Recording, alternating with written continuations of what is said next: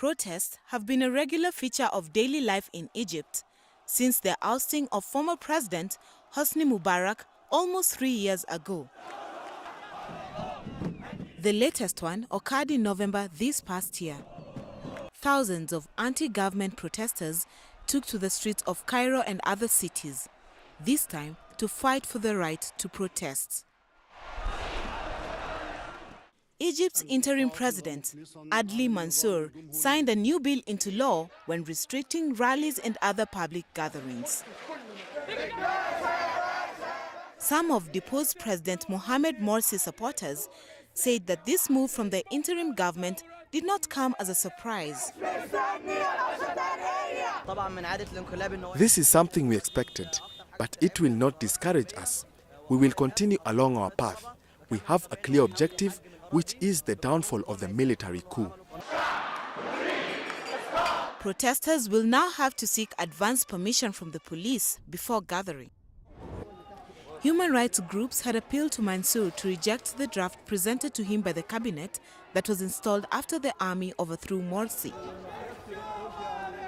They said it was a dangerous move, especially ahead of the parliamentary and presidential elections due this year. The government must tend to people's needs before they restrict protests. It is their job to see what people need before they pass a protest law. Liberals and activists who had backed the removal of former President Morsi are now becoming more vocal against Islamists. Hundreds have been killed and more than 2,000 arrested, including Morsi.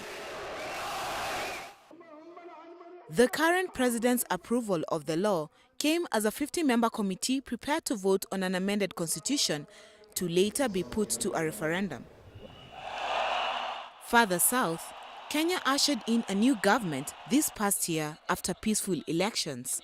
In the office of the President of the Republic of Kenya. However, the president, Uhuru Kenyatta, and his deputy, William Ruto, have been accused of crimes against humanity. In October, the African Union said that the trials of Kenya's newly elected leaders should be suspended. The issue of indictment of heads of state and government and its consequences on peace and stability and reconciliation. This was the wish expressed at the summit of the African Union. They recommended that all sitting national leaders should receive immunity before international courts. An African bid to postpone the ICC trials of Kenya's president and his deputy failed at the United Nations in mid-November. The 15-member Security Council was split. 7 members voted in favor and 8 abstained. Kenyans are divided on this issue. When he came to power, he just talked about personal thing. So why should you make it a Kenyan thing right now? Because they have allowed the deferral of the case, at least for 1 year. Kenya is now pushing for amendment of the Rome Statute to shield sitting heads of state from standing trial at the ICC. The year ended badly for the newest nation in Africa, South Sudan. More than 500 people were killed in what the government called an attempted coup. Tens of thousands have been displaced by the violence. A team of mediators from neighboring countries have also been sent to Juba.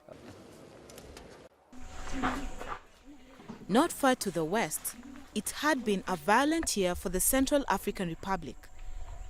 And now, Christian militias have taken up arms to defend themselves from Muslim attackers. We are here to protect our village. The Seleka came to take their vengeance on the population.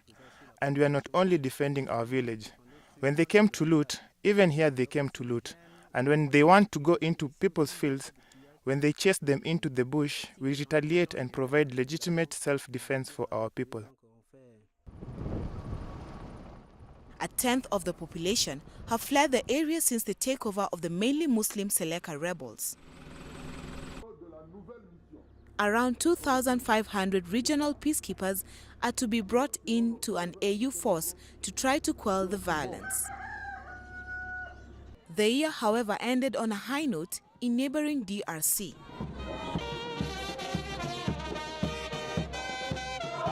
The M23 rebel group gave up in early November, making Goma's residents rejoice.